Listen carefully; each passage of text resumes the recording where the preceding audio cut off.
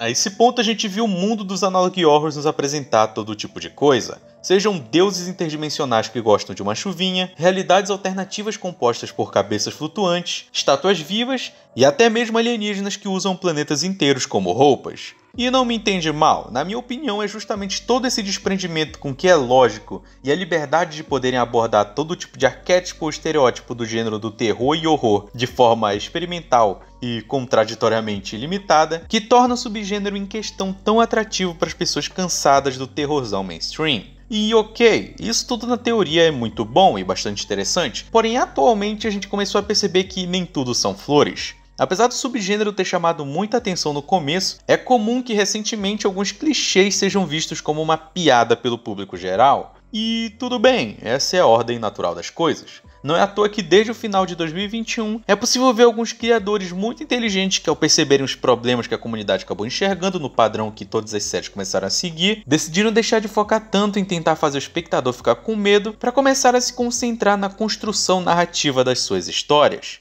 E com isso a gente tem séries maravilhosas como Nephthys Media, Monument Mythos e o episódio mais recente de Mandela Catalog. E é justamente no meio desse movimento de modificação interna do próprio gênero que surge um certo youtuber chamado Vintage8. É claro que nesse meio tempo a gente teve outras séries que também fizeram parte disso, mas como o vídeo de hoje é focado em uma das séries do Vintage, é óbvio que o destaque vai ser ele. O maluquinho criou o canal em 2009, postou um vídeo aleatório de uns quilos e basicamente ficou todo esse tempo sem apresentar nenhuma atividade relevante. Isso é, até novembro de 2021, quando ele começou a publicar gravações de transmissões estranhas exibidas na paróquia de Tangipahoa durante os anos 90. E calma, a gente já chega nisso. Como eu disse antes, o Vintage pode ser incluído nesse grupo de criadores que possuem uma abordagem mais sutil e cuidadosa. No entanto, apesar de ser o criador com o menor número de inscritos em comparação com os das séries que eu citei anteriormente, ele certamente vence quando o assunto é o número de séries. Porque, bem, considerando os curtas e vídeos não especificamente focados em Analog Horror, o Vintage conta com um total de 5 séries separadas que são conectadas entre si a partir de uma outra sequência de fitas que explicam melhor essa conexão. Sim, é meio complicado de explicar, mas não se preocupa. A lore por trás dessas fitas e dos eventos que conectam todas elas é bem simples de entender, e hoje a gente vai se concentrar nos 2 primeiros compilados, Boyle Advisory e The William Tapes, que juntos formam um interessantíssimo e mórbido arco focado no Tangivirus. É uma boa ideia começar no ponto onde as bizarrices começam a se tornarem públicas. Em meados dos anos 90, logo depois que o prédio de uma pequena emissora de televisão americana foi demolido, um grande compilado de fitas em VHS precisou passar por um processo de digitalização para que nada de importante fosse perdido. E até aí tudo bem, nada de muito extraordinário, justamente porque esse tipo de coisa é muito comum nessas emissoras que possuem registro de coisas raras que podem ser reutilizadas e vendidas em outro momento. De todo modo, a maioria das fitas em posse da FPTV eram bastante normais. Isso é, até os responsáveis pela digitalização perceberem que algo meio esquisitinho aconteceu durante o comercial transmitido no dia 3 de dezembro de 1990.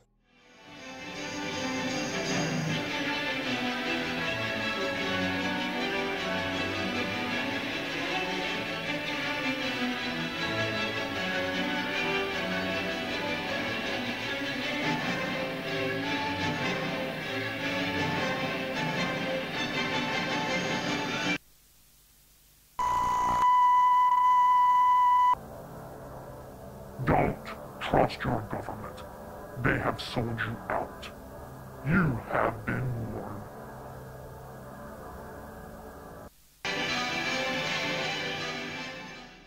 Beleza, se não fosse a óbvia invasão da transmissão, eu diria que anunciar o nascimento do teu filho em uma emissora de televisão seria a coisa mais estranha sugerida nesse comercial. Aqui a gente tem o clássico aviso de não confie no governo, o clichê clássico que esteve presente em todas as séries que a gente viu até o momento. Uma boa conspiração é sempre a cereja do bolo dos Analog Horrors. De qualquer forma, por mais que essa transmissão em específico tenha ocorrido apenas uma vez, a partir desse dia diversos outros anúncios do governo começaram a surgir de forma quase aleatória durante a programação da emissora. E um exemplo desses a gente pode perceber durante um telejornal que foi ao ar 3 dias depois do primeiro incidente.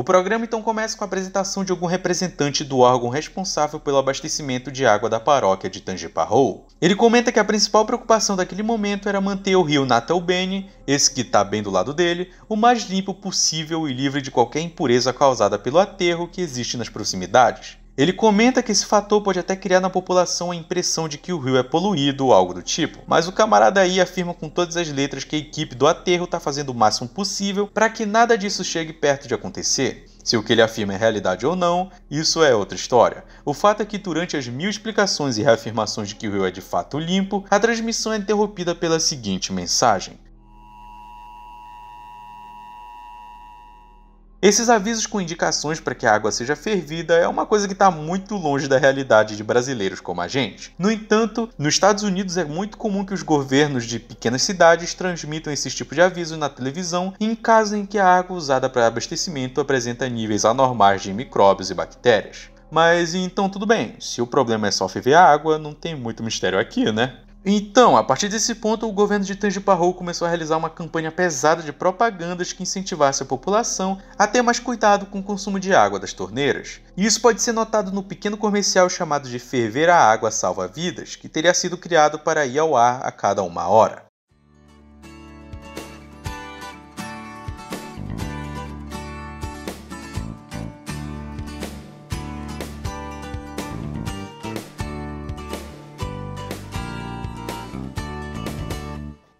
É só um spot curtinho que não tem nada demais, porém não deve ter sido apenas por coincidência que em apenas uma semana após o início da transmissão desses avisos, a paróquia de Tangipahoa foi afetada por um desastre ambiental que forçou o governo local a abrir unidades de saúde pela região. E é nesse contexto que nós somos apresentados a mais uma das reportagens envolvendo aquele carinha que a gente viu anteriormente. Porém, com o detalhe de que na realidade ele se chama Gordon Burns. E ele basicamente era o líder da paróquia de Tangipahoa durante os anos 80 e 90. E antes da gente continuar, eu queria deixar um pequeno disclaimer aqui com relação ao termo paróquia, que eu ando falando bastante. Parish, ou paróquia, é literalmente a mesma coisa que condado. A única diferença entre os dois é que paróquia é um termo usado exclusivamente no Alasca e na Louisiana, enquanto os outros 48 estados utilizam o termo condado. Entendeu? Beleza, é basicamente só isso. Nessa reportagem, o Gordon é entrevistado para comentar um pouco sobre as unidades de saúde que estão sendo abertas por todos os cantos. Não fica muito claro que desastre ambiental causou isso, mas um card surge com indicações para que a população visite uma das unidades caso apresente sintomas como coceira na garganta,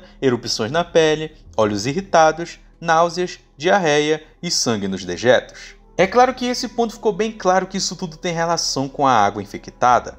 Porém, é muito estranho que, mesmo após isso, todas as propagandas e avisos do governo simplesmente foram interrompidos. E o mais estranho é que, após alguns dias, os comerciais voltaram, só que sugerindo que as pessoas consumissem a água sem problema. Até o spot que foi apresentado dias depois possuía o título de Beber Água Salva Vidas.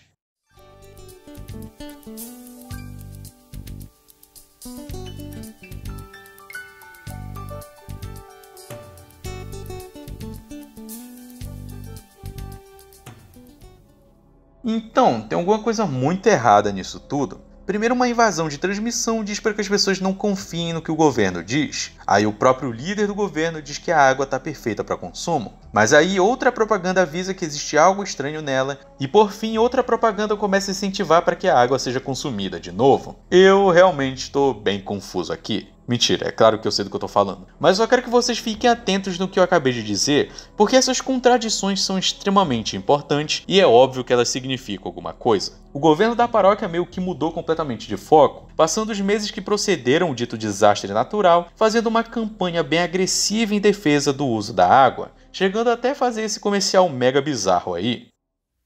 And terror has come to America, and this typical day in anywhere USA, whether rural or urban, will be forever changed.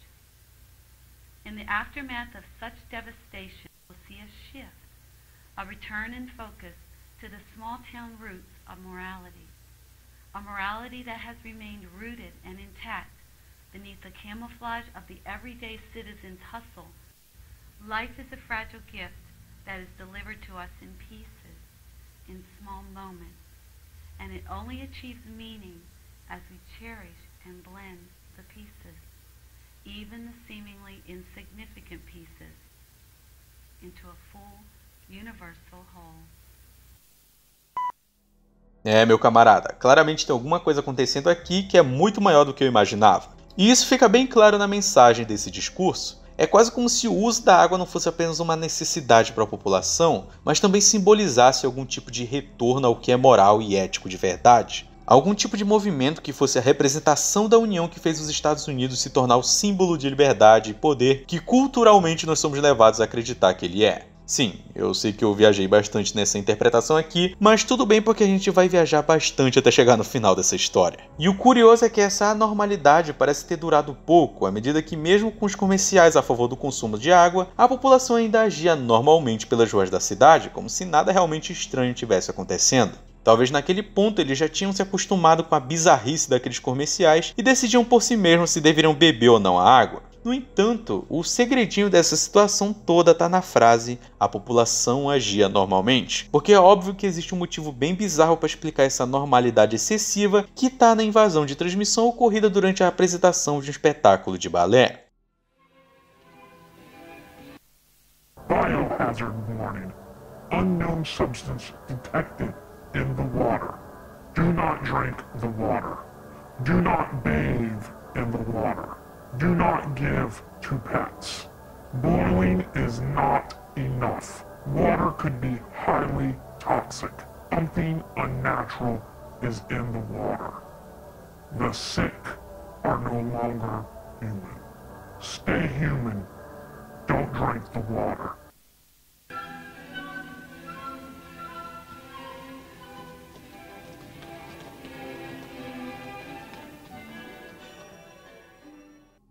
Bom, não é difícil de acreditar que essa mensagem gerou um pânico generalizado pela cidade. Aparentemente a água estava infectada com alguma coisa que não morria mesmo após a fervura. E o pior disso tudo é que até mesmo o mais simples contato com a água é capaz de facilitar o acesso desse patógeno misterioso para dentro do organismo dos cidadãos. Não só deixando eles doentes, como aparentemente os modificando para que deixassem de ser humanos, de alguma forma. O interessante é que saber disso torna o que a gente viu naquele comercial bizarro pró-consumo um verdadeiro enigma. Aquele discurso afirma que algo iria mudar para sempre todos os lugares dos Estados Unidos e que as consequências dessa devastação iria fazer tudo ficar bem. Eu não faço a menor ideia do que isso significa por enquanto, mas é óbvio que a água infectada possui um papel muito importante no que está por vir. Nesse ponto, é bom ter em mente que a gente tem duas forças opostas tentando nos influenciar, ou ao menos tentando influenciar a população de Tangipahoa, que no caso é o governo com seu movimento pró-consumo e esse grupo misterioso defendendo o movimento anti-água. Qual dos dois está falando a verdade, eu acho que está meio óbvio.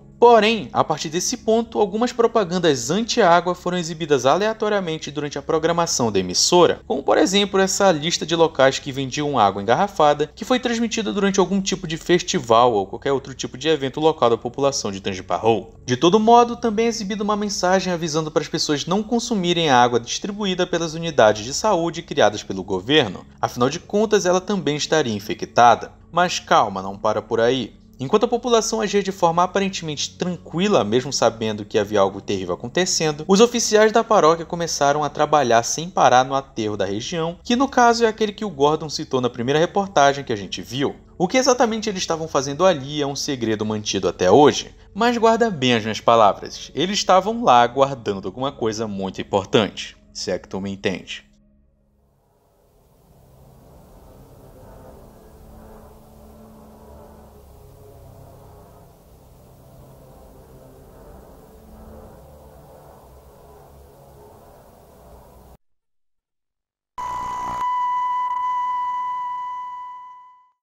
E por fim, completando o compilado de fitas VHS que foram recuperadas, nós temos a última invasão de transmissão que ficou no ar durante 24 horas durante uma semana inteira.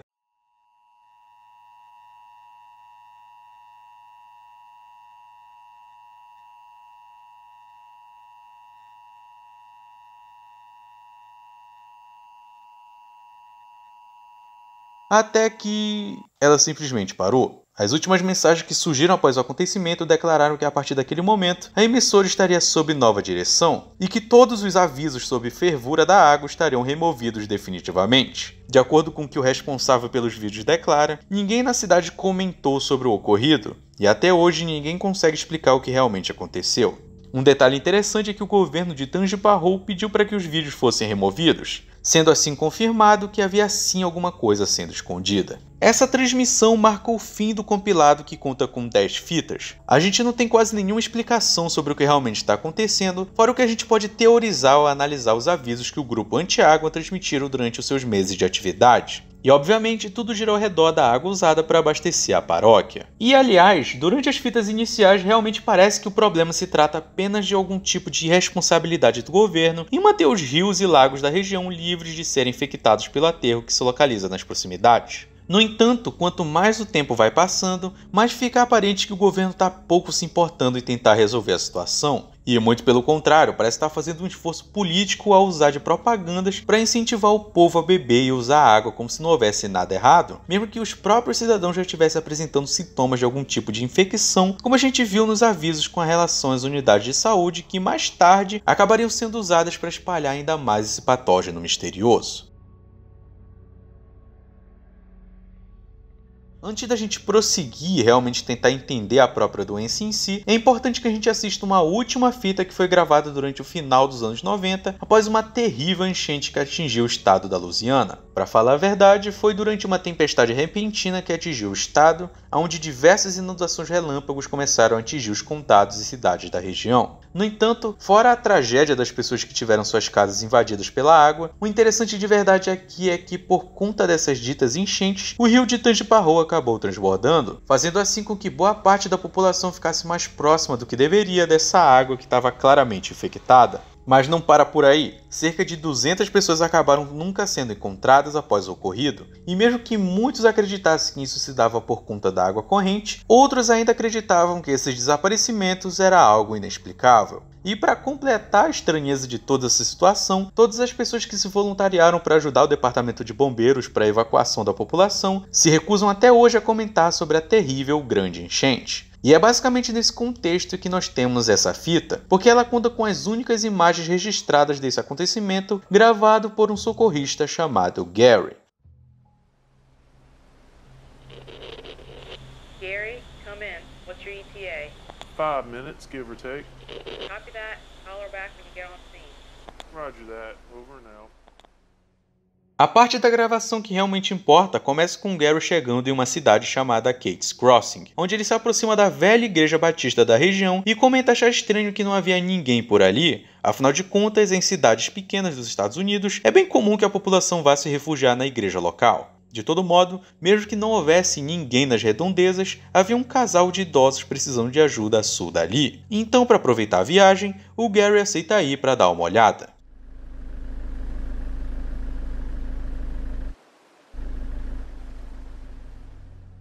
Bom, ao chegar lá, para decepção dele, o casal já não se encontrava mais no local. E tudo bem, ele chega até a pensar que havia outra equipe de socorristas realizando resgates antes dele, chegando até pedir pelo rádio que o QG fosse consultado só para ter certeza de que não estava acontecendo algum mal-entendido. A gravação então é cortada para ele recebendo um chamado para resgatar um grupo próximo a uma das ruas da cidade, porém é óbvio que ao chegar lá, não havia ninguém. Nesse momento, o Garrington começa a ficar bastante nervoso, pois seria impossível alguém realizar um pedido de socorro e ser resgatado com tanta velocidade, ainda mais se tratando de um grupo de 30 pessoas. E aqui ele então escuta algo meio estranho. Try again. What the hell was that? Sorry, trying to get some caffeine. No, I heard something. Wouldn't worry about it. Probably just an animal. The other guy said they've been hearing all sorts of stuff. O que isso não me parece algo muito positivo. De qualquer forma, o Gary acaba desistindo da busca e pede solicitação para retornar ao ponto de encontro. A partir daqui a gente tem algumas filmagens do alagamento, mas nada de muito extraordinário. Porém, esse momento de calmaria dura muito pouco, até porque o camaradinho aí logo recebe um chamado vindo do lado norte. Aparentemente havia uma mulher não identificada com ferimentos no braço e precisando de ajuda médica imediata. O mais estranho é que ela havia declarado ter sido atacada durante a evacuação. atacada por algum tipo de monstro. Mas tudo bem, assim como a mulher do rádio diz, podia ter sido só uma cobra ou um crocodilo, nada demais. E pensando bem, até que poderia ser só isso, caso os sons que o Gary escuta não indicassem a existência de alguma coisa muito pior.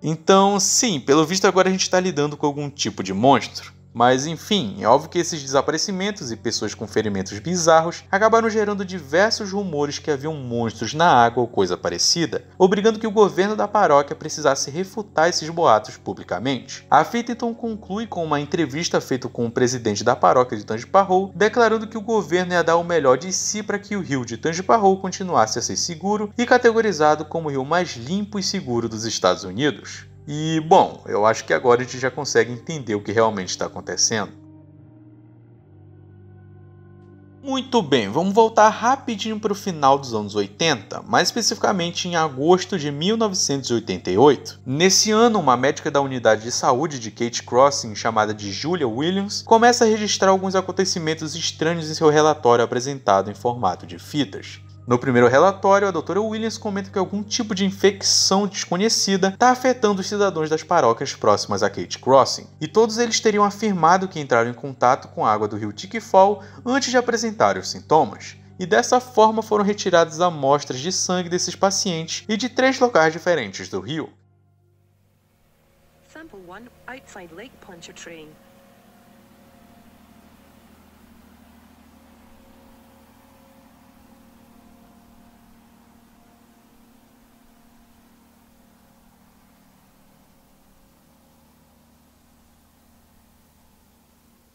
Sample 2 near Kate's Crossing.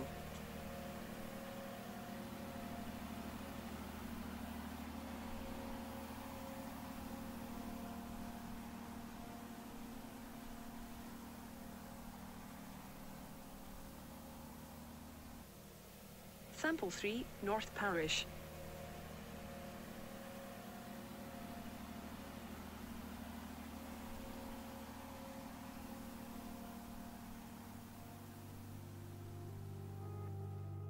No segundo relatório, a doutora informa que nenhum dos materiais encontrados na água possuem propriedades suficientes para gerar os sintomas que os pacientes apresentaram. E, como a gente já esperava, os exames de sangue também se encontravam inconclusivos, não apresentando sinais de nenhum patógeno conhecido. Algo que, obviamente, é um problema, à medida que o número de pacientes internados com os mesmos sintomas teria aumentado desde o último relatório, sendo esse o motivo do surgimento de uma suspeita de que o causador disso tudo poderia ser algo viral. E dessa forma foram observados 3 pacientes de forma individual. O primeiro era um bebê que não teria apresentado os sintomas até aquele momento. O segundo paciente teria falecido devido à meningite, que demonstrou afetar ele de forma mais grave. O terceiro paciente era um garoto, que apesar dos sintomas não apresentava nenhum risco ou complicação grave. E o quarto paciente era uma mulher grávida. Também não apresentou sintomas graves, porém acabou perdendo seu bebê. Mantenham o estado desses pacientes na memória, porque é algo que vai ser bem importante mais pra frente. Agora, voltando rapidinho para o segundo paciente, aquele que faleceu, a sua autópsia revelou a presença de um tumor próximo à região da espinha. Nesse período ainda não se sabia a origem dele e nem qual teria sido seu papel na causa da morte. No dia 5 de novembro de 1988, o dia do terceiro relatório, a doutora Williams declara que havia descoberto a origem da infecção, que se dava por um patógeno encontrado no rio próximo à cidade, que também estava presente nas amostras de sangue dos pacientes. Dessa forma, ele foi nomeado como Tangivirus, ou Tangivírus, em referência ao rio de Tangipahoa. E diversas amostras de sangue, água e resultados das autópsias foram enviados para o governo local e para o Centro de Controle e Prevenção de Doenças do país. No final do relatório, a gente também tem uma pequena reprodução de como o vírus reage.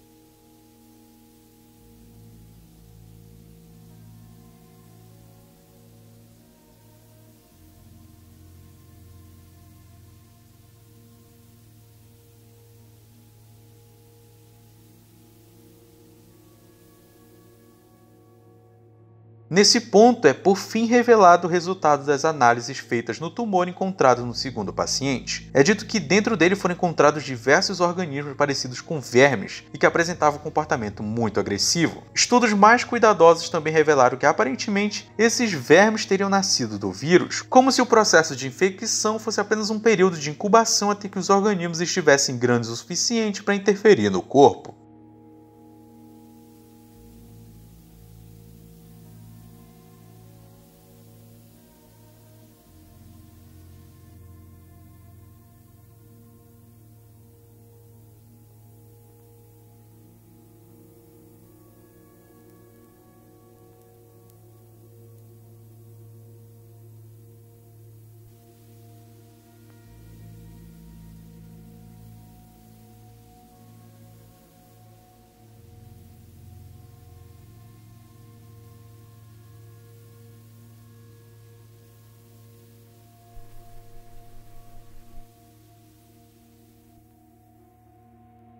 O quarto relatório também apresenta algumas coisinhas bem estranhas. Aparentemente, por mais que o hospital tivesse enviado um relatório completo sobre o vírus com amostras e resultados de testes, o supervisor do controle de doenças declarou que não havia motivos para preocupação, porque, de acordo com ele, o patógeno não era uma ameaça real. O que obviamente é um absurdo à medida que o número de pacientes ia aumentando absurdamente, sem contar que 2 mortes já teriam sido confirmadas. De todo modo, isso não impediu a Dr. Williams a continuar sua pesquisa, passando assim a descobrir como o vírus agia exatamente. De acordo com ela, o período viral era apenas um estado inicial do organismo que passaria por uma metamorfose após o avanço do ciclo, se transformando assim nos seres invertebrados que foram encontrados dentro do tumor. Já nesse estado, eles então se movem pelo corpo até alcançarem o cérebro, transformando o paciente em um zumbi. Calma, tô só brincando. A análise afirma que os que sobreviveram ao estado inicial da infecção não apresentaram vestígios do vírus, o que não significa que eles estivessem livres de passar pela segunda infecção que atinge o cérebro.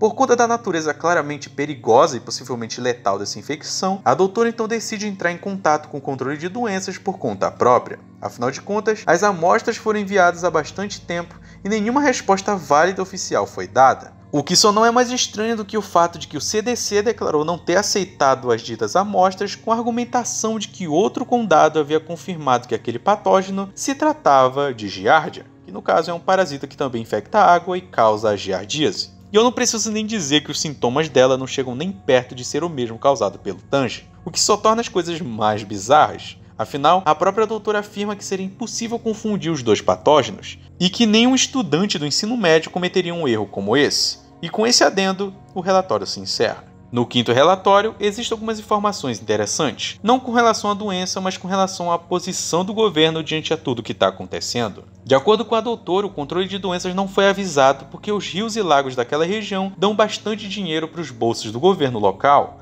e por causa disso, alguém dentro do próprio governo preferiu manter a doença em segredo do que tornar isso público e afastar os turistas. Sabe como é? Governo americano sendo governo americano.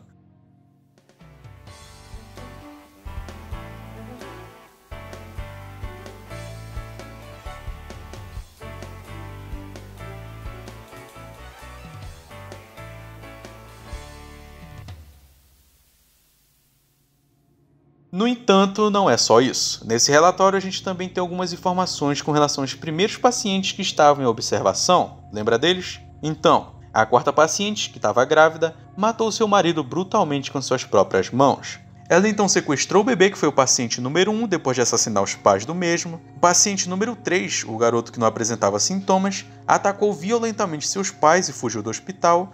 E ambos os 3 indivíduos foram vistos pela última vez no rio próximo ao Kate's Crossing.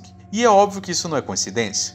Afinal, diversas outras pessoas também teriam desaparecido naquela região. E, bom, agora essa história vai começar a ficar levemente mais esquisita. Seguindo os eventos descritos durante o 6º relatório, o número de infectados ia aumentando cada vez mais. Por algum motivo, durante aquele período, o governo local teria começado a trabalhar em um aterro próximo ao rio da região, sendo que existiam algumas lendas urbanas de que o aterro era apenas uma fachada para esconder alguma coisa muito maior. Algo como uma nave alienígena. Viu só? Eu disse que a história ia ficar maluca. Em certo ponto do relato, a doutora afirma que após tentar falar com seus superiores sobre a situação que estava acontecendo e ser completamente ignorada, uma fita foi deixada na sua mesa acompanhada por um bilhete que marcava um encontro secreto no Laboratório 8 durante a noite. A fita que foi deixada teria sido de uma das pessoas que desapareceram após a infecção e ela é bem bizarra. Quer ver? Dá uma olhada.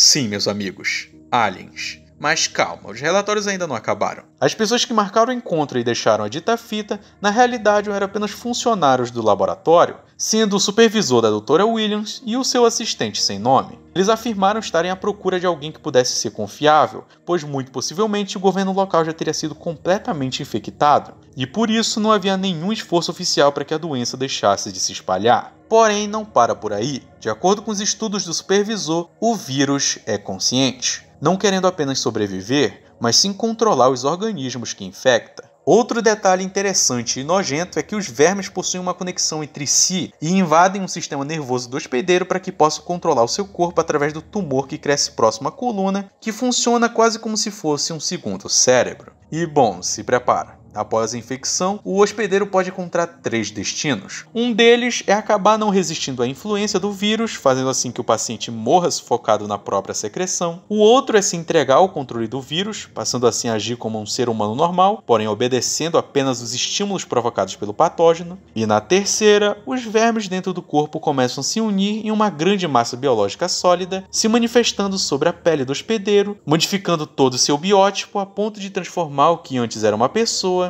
em uma criatura anfíbia de alta estatura. E, bom, eu não preciso nem dizer que, gostando ou não, isso tudo se encaixa exatamente com o que a gente viu e ouviu anteriormente. Principalmente com os elementos que foram apresentados durante a sequência de fitas que foram para a TV e com o que aconteceu com Gary durante a gravação do Dia da Enchente. O governo de Tangipahoa era tão estranho porque todos ali já estavam sendo controlados pelo vírus após o trabalho que foi realizado para limpar o rio, que já estava com sua água infectada. E com o passar do tempo, com a falta de uma ação mais eficaz para resolver o problema, toda a população da paróquia foi completamente tomada pelo misterioso vírus que veio do espaço. Mas tudo bem, o que aconteceu com a doutora e o seu grupinho de cientistas insurgentes? Bom, depois de algumas reuniões e discussões sobre o que poderia acontecer no futuro e como eles poderiam resolver a situação, o supervisor e a doutora então decidiram abrir uma garrafa de vinho e comemorar o fato de que agora havia alguma esperança, o que não foi uma boa ideia. Pelo que é possível entender, o supervisor já estava infectado com o vírus, assim como o vinho que a doutora bebeu, e não demorou muito para que ela descobrisse que ela também estava infectada. Eu queria poder dizer que ao menos alguém dessa história toda conseguiu escapar,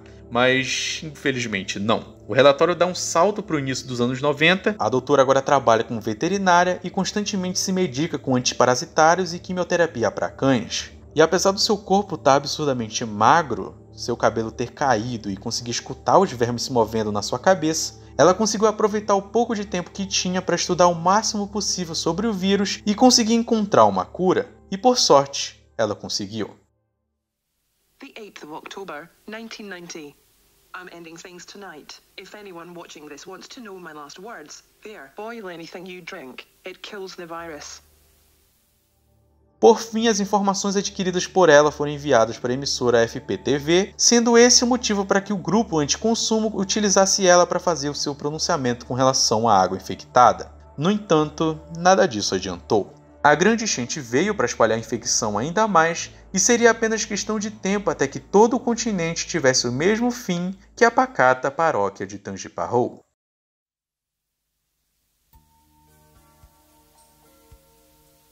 We invite you to come visit the best-kept secret in Louisiana, Tangipahoa Parish. Business is booming, restaurants have reopened, miles of waterways are ready for you to enjoy. Every weekend, there's something fun to do in our little parish. Since the Great Flood, we have rebuilt our community into the perfect place to raise your family.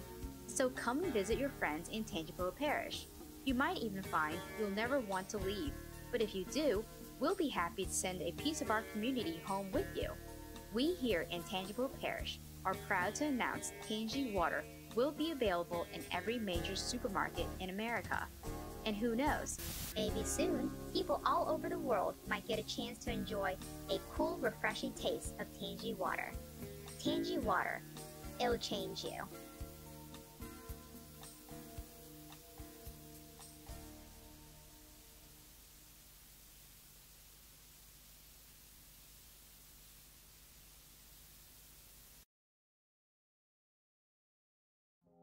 Então, camaradinhas, eu sei que muitos de vocês vão dizer que ficaram decepcionados com esse final, assim como o Raiken também ficou quando revisou o roteiro, e eu vou dizer que eu também fiquei de certa forma. Eu não sei, por algum motivo eu não gosto da ideia de ser tudo um vírus alienígena maluco que cai na água e tal. Mas eu não sei, talvez seja só um gosto meu, porque apesar de tudo eu gosto de como a história é contada. Eu gosto de que são duas séries, né, que contam só uma história e elas contam um períodos diferentes, uma o relatório da doutora e o outro as fitas da televisão, e com isso tu consegue juntar tudo certinho e entender a história. Eu acho isso bem interessante porque ele não se estendeu mais do que deveria e a história fica bem clara mesmo com poucas informações, e mesmo que as informações sejam um pouco vagas na maioria das vezes. Quer dizer, tirando a parte da doutora e dos relatórios dela, porque essa parte fica bem óbvio do que ela tá querendo dizer, né? Então, tirando essa parte, que justamente por ela ser uma médica, ela tem que ser específica, toda